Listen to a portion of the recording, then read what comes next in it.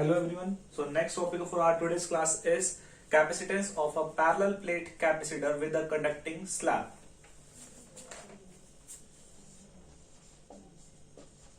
Capacitance of parallel plate capacitor with conducting slab.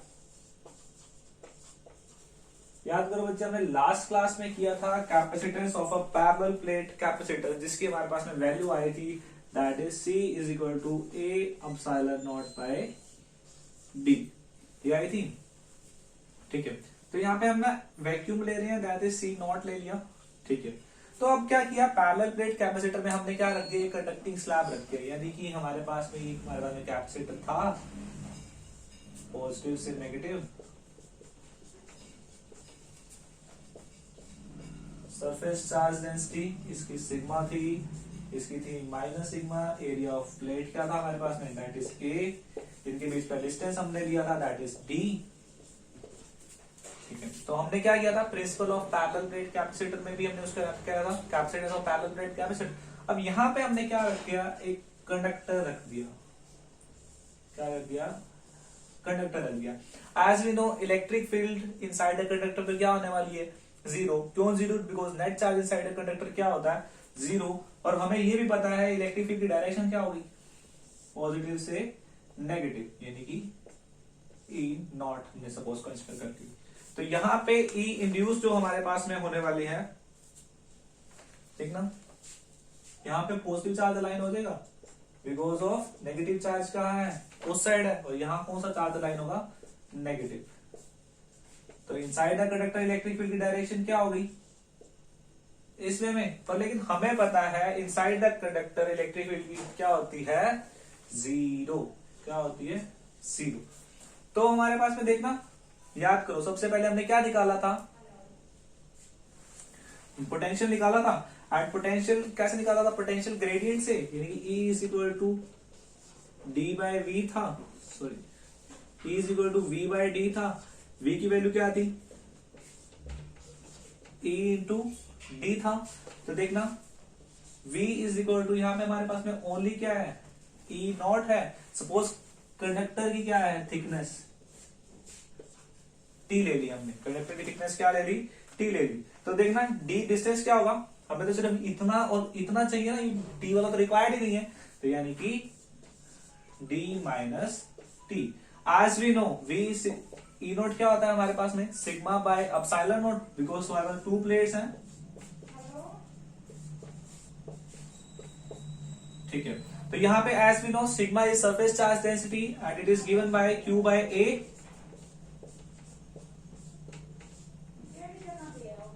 That is D minus T, ठीक है। तो बच्चे हमारे पास में ये किसकी वैल्यू आई, पोटेंशियल की वैल्यू आई, ये देखना यहां से यहां तक है, ये मत कंसीडर कर लेना बीच में, ठीक है। तो कैपेसिटेंस का फॉर्मूला क्या होता है, Q is equal to CV and C is given by Q by V। Q तो हमने यहां रख दिया, V की वैल्यू देखना, Q अपॉन में A है, ये यहां पे क्या, A एप्सिलॉन नॉट, यहां क्या आया, D माइनस T। Q से Q गया, हमारे पास में क्या बचा, A epsilon naught D minus T। तो चेक करना है यहां से, अगर हम D को कॉमन ले लें तो ये चीज बनने वाली है, A epsilon naught D 1 minus T by D। और ये क्या था हमारे पास में, देखना A epsilon not by D is C naught. तो वैल्यू क्या है, ये कंडक्टिंग स्लैब बीच में रखने के बाद C not by 1 minus T upon D, यानी कि ये रिजल्ट क्या शो करता है कि कैपेसिटेंस हमेशा क्या होगा, इंक्रीज होगा जब हम उसको क्या करेंगे, कंडक्टिंग स्लैब को बीच में रखने वाले हैं। बिकॉज अगर नीचे पॉइंट्स में वैल्यू आ रही है तो मतलब क्या आ रही है, वो ऊपर वाली टर्म बढ़ रही है। So here it is. Next topic आता है हमारे पास में, अभी तो हमने क्या करा था, कंडक्टिंग स्लैब रखा है उसके बीच में, अब रखने वाले हैं डाइलेक्ट्रिक स्लैब। अब क्या रहेंगे? Dielectric slab. ठीक है, देखना इसी में ही थोड़ा सा चेंज करेंगे हम। यहाँ पे डाइलेक्ट्रिक स्लैब है, यहाँ पे कोई इलेक्ट्रिक फील्ड नहीं होगी, बिकॉज डाइलेक्ट्रिक स्लैब क्या होता है, यानी कि सिंपली एक डाइलेक्ट्रिक एक इंसुलेटर होता है।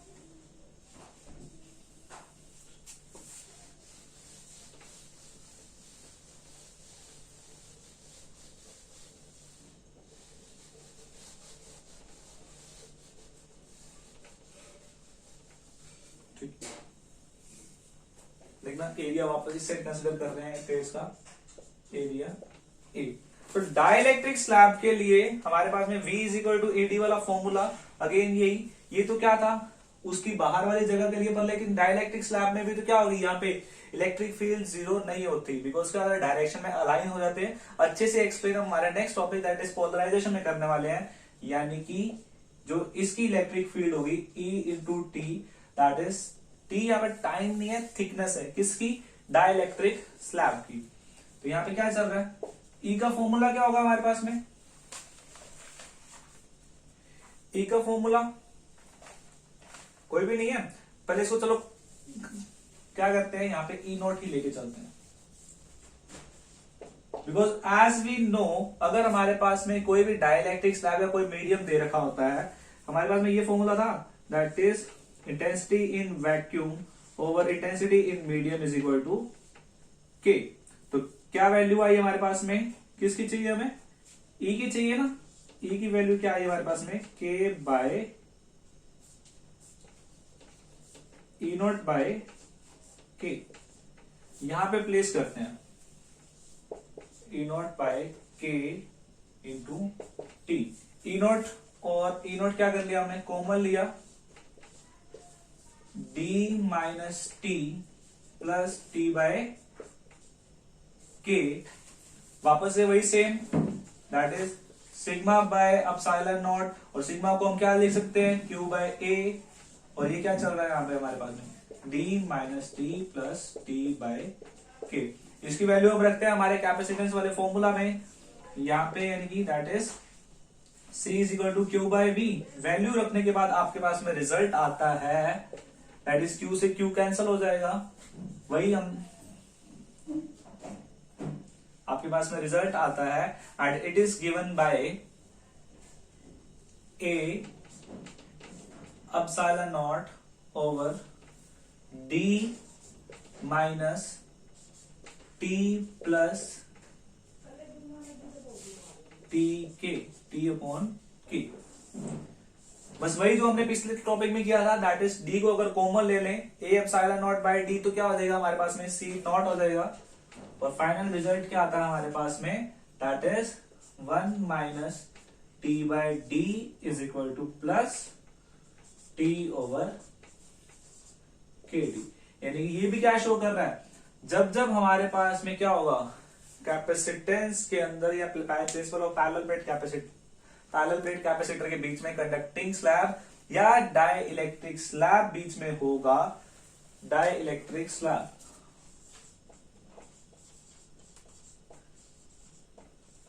डाई इलेक्ट्रिक स्लैब जब भी क्या होगा बीच में होगा, तो कैपेसिटेंस हमारा हमेशा इंक्रीज करेगा। Take a screenshot of this.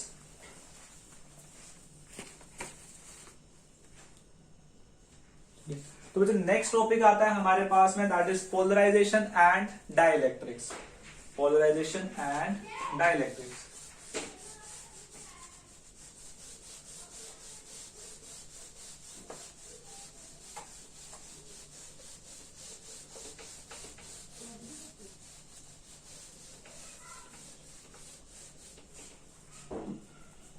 ठीक है, पोलराइजेशन एंड डाइलेक्ट्रिक्स से पहले हम स्टडी करते हैं that is dielectrics. Dielectrics. Dielectrics are simply insulators. Dielectrics are simply insulators होते हैं, पर लेकिन जब भी हम इसको क्या करें, किसी एक्सटर्नल इलेक्ट्रिक फील्ड के अंदर अरेंज कर देंगे, एक्सटर्नल इलेक्ट्रिक फील्ड में अरेंज करेंगे, तो ये बिहेव करेंगे एज दैट ऑफ कंडक्टर। पूरा एज कंडक्टर नहीं बनने वाले हैं, वो बिहेव करने वाले हैं। कब? जब एक्सटर्नल इलेक्ट्रिक फील्ड हमारे पास में होने वाली है। चेक करना पहले, अगर हम कंडक्टर के लिए करें तो सपोज ये हमारे पास में कंडक्टर है, ये हमारे पास में एक्सटर्नल इलेक्ट्रिक फील्ड इस डायरेक्शन में जा रही है, दैट इज ई नॉट। हमें पता है नेगेटिव चार्ज यहाँ, पॉजिटिव चार्ज यहाँ अलाइन, सॉरी नेगेटिव चार्ज यहाँ अलाइन हो जाएगा और पॉजिटिव चार्ज क्या होगा, यहाँ अलाइन हो जाएगा। तो ई नॉट की वैल्यू तो क्या है, यहाँ पे है, और ई इंड्यूस्ड जो इसके अंदर इलेक्ट्रिक फील्ड इंड्यूस हुई है वो कहा, इस डायरेक्शन में हुई है, दैट इज ई आई। और हमें पता है net electric field inside a conductor is 0, यानी कि this is. But what about dielectrics, dielectrics के अंदर भी क्या होगा, सेम अरेंज हो जाएगा, बट लेकिन net electric field inside a dielectric is not 0। इस साइड गई ई नॉट, थोड़ी सी इलेक्ट्रिक फील्ड आती है, not as compare to conductor आने वाली है, यानी कि सिर्फ इतनी सी। तो यानी कि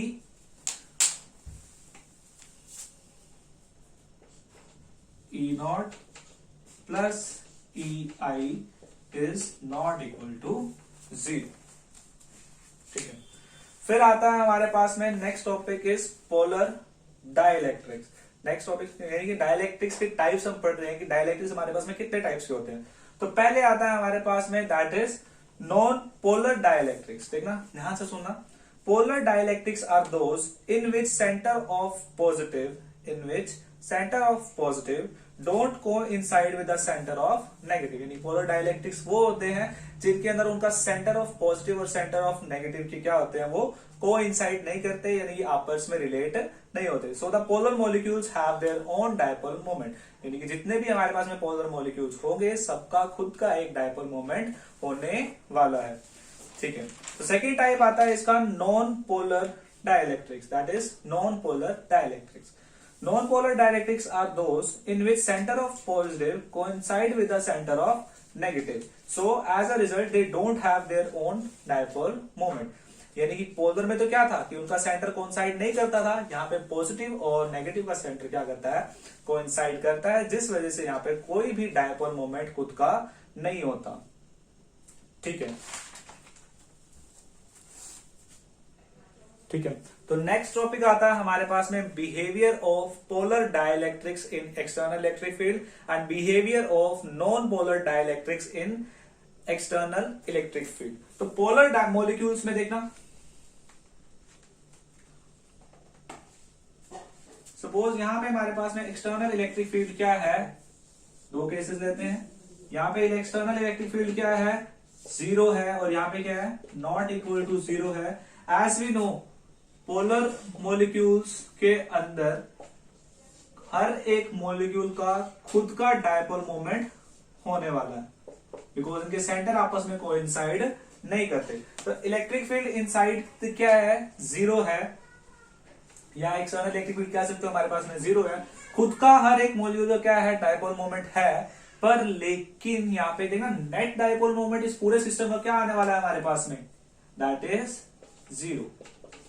क्यों आएगा 0? बिकॉज रिजल्टेंट क्या है, डायरेक्शन खुद की तो है, पर लेकिन सारों की अगर रिजल्टेंट लेते तो क्या आती है, 0। अगर एक्सटर्नल इलेक्ट्रिक फील्ड हम यहां से लेते हैं, इस डायरेक्शन में लेते हैं, तो देखना नेगेटिव पॉजिटिव की तरफ अलाइन होंगे और पॉजिटिव नेगेटिव की तरफ अलाइन होंगे, यानी कि सारे के सारे हमारे पास में एक एक डायरेक्शन में क्या हो जाएंगे, अलाइन हो जाएंगे, जिस वजह से क्या मिलेगा हमें, क्या होगा, नेट डायपोल मोमेंट भी मिलेगा और नेट इलेक्ट्रिक फील्ड भी हमें क्या करने वाली है, मिलने वाली है। सो पहले केस में तो क्या था कि इलेक्ट्रिक फील्ड 0, खुद का डायपोल मोमेंट है, तो नेट डायपोल मोमेंट क्या आएगा, 0। पर लेकिन यहाँ पे क्या हुआ, electric field not equal to 0 है, मतलब किसी डायरेक्शन में जा रही है, जिस वजह से क्या हुआ, हमारे सारे के सारे डायपोल्स क्या हो गए, एक डायरेक्शन में अलेंज हो गए, तो जिससे क्या हुआ कि नेट डायपोल मोमेंट भी नॉट इक्वल टू 0 आया। ठीक है, वही हम सेकंड हमारे पास में केस आता है behaviour of non polar dielectrics in external electric field. देखना, तो हमें पता है नॉन पोलर डाइलेक्ट्रिक्स का खुद का क्या डायपोल मोमेंट तो क्या है, होता तो है ही नहीं, तो जिस वजह से क्या होगा कि उनका नेट डायपोल मोमेंट भी क्या हो जाएगा, 0। यानी कि एक कंडीशन ये वाली तो क्या रहने वाली है, सेम रहने वाली है, यानी कि पहला पॉइंट तो क्या रहेगा, सेम रहेगा।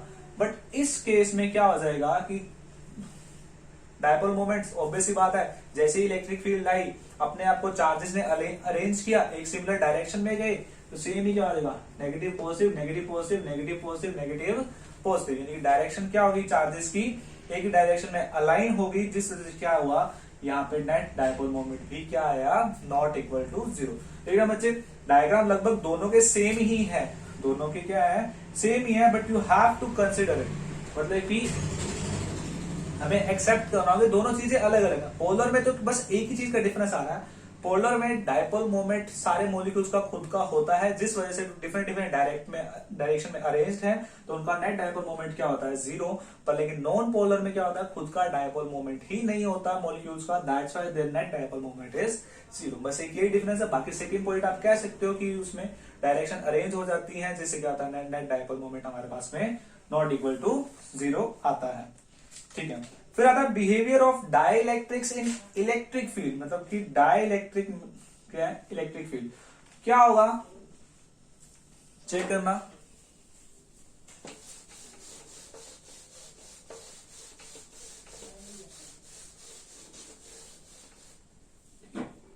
एक हमारे पास में डाइलेक्ट्रिक है, जिसके अंदर क्या है, एक्सटर्नल इलेक्ट्रिक फील्ड के अंदर वो है, दैट इज इस डायरेक्शन में।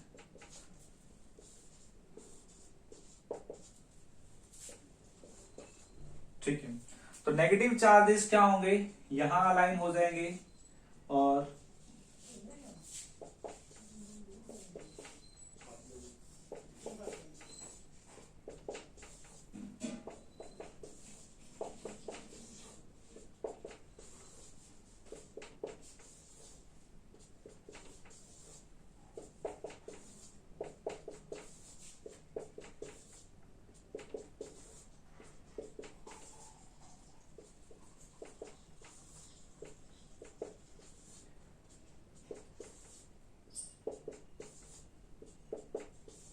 देखना बच्चे, वहां पे हमारे पास में याद करो, हमने डाइलेक्ट्रिक स्लैब रखा था, वहां पे थोड़ी सी इलेक्ट्रिक फील्ड ली थी, वो किस वजह से आ रही है, चेक करना। ये हो जाएगी डायरेक्शन छोटे छोटे डायपोल्स की, उसके छोटे छोटे मॉलिक्यूल्स की। देखना ये वाला पॉजिटिव कैंसिल आउट करेगा इस नेगेटिव को, ये वाला इसको, ये वाला इसको, ये वाला इसको, ये वाला इसको। सिमिलरली ये वाला इसको कैंसिल आउट करने वाला है, और ये वाला अगेन इसको कैंसिल आउट करेगा। तो हमारे पास फाइनल रिजल्टेंट किसकी वजह से आता है, सिर्फ और सिर्फ ये जो इस साइड का ओनली नेगेटिव सिग्नल वाला और इस साइड का पॉजिटिव, जिससे क्या होता है, इसकी स्मॉल इलेक्ट्रिक फील्ड आती है, दैट इज इलेक्ट्रिक फील्ड इंड्यूस्ड, जिसको हम EI से शो करते हैं। हियर इट इज, तो it is the behaviour of dielectrics in electric field. ठीक है, तो नेक्स्ट इसका फॉर्मूला आता है, दैट इज हमारे पास में K is equal to E naught, that is electric field in vacuum over E naught minus EI, यानी कि electric field in vacuum to the electric field induced. Next topic is polarization. Polarization simply कि non polar molecules को polar में convert करना, that is simply non polar molecules को polar molecules में convert करना।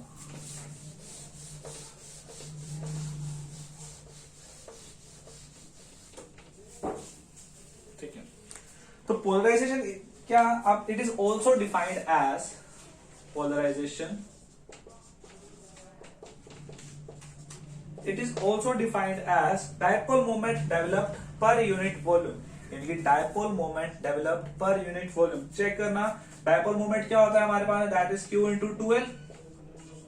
तो हमें क्या, dipole moment induced per unit volume. Polarization suppose मैं P डैश से शो कर रहा हूं, and it is dipole moment is given by Q into 2L। तो हमारे पास वॉल्यूम को एरिया इंटू लेंथ लिख सकते हैं, यानी कि एरिया इंटू लेंथ क्या लिया हमने, 2L, 2L से 2L गया, Q बाय A क्या होता था, surface charge density, and it is given by sigma I, that is surface induced surface charge density. Sigma is means induced surface charge densities. तो हम ये भी कह सकते हैं polarization is equal to the induced surface charge density. Next topic is electric susceptibility. Electric susceptibility, electric susceptibility.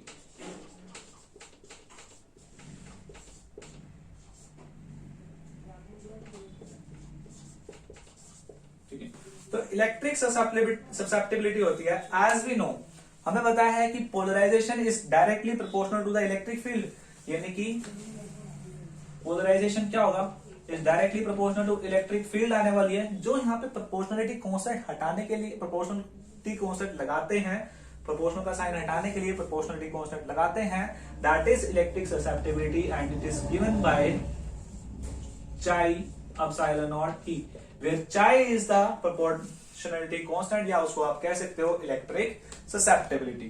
ठीक है, तो लास्ट टॉपिक आता है हमारे पास में इस चैप्टर का, that is relation between dielectric constant and chi। ये कह सकते हो आप, relation between dielectric constant, that is K, and electric susceptibility। So topic की डेरिवेशन आप क्या करने वाले हो, बुक से देख लेना, बहुत इजी डेरिवेशन है। अगर क्लियर ना हो तो यू कैन टेक्स्ट मी, मैं आपको अच्छे से क्लियर कर दूंगा। तो फाइनली हमारे पास में क्या आता है, दैट इज रिजल्ट आता है, एग्जाम में सिर्फ रिजल्ट पूछा जाता है, दैट इज 1 प्लस chi, बहुत इंपॉर्टेंट है।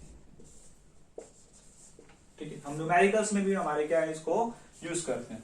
सो फाइनली हमारे पास में सेकंड चैप्टर यहाँ पे कंप्लीट होता है। नेक्स्ट क्लास में हम हमारा नया चैप्टर स्टार्ट करेंगे, that is current electricity. So that's all for my class, thank you and have a nice day.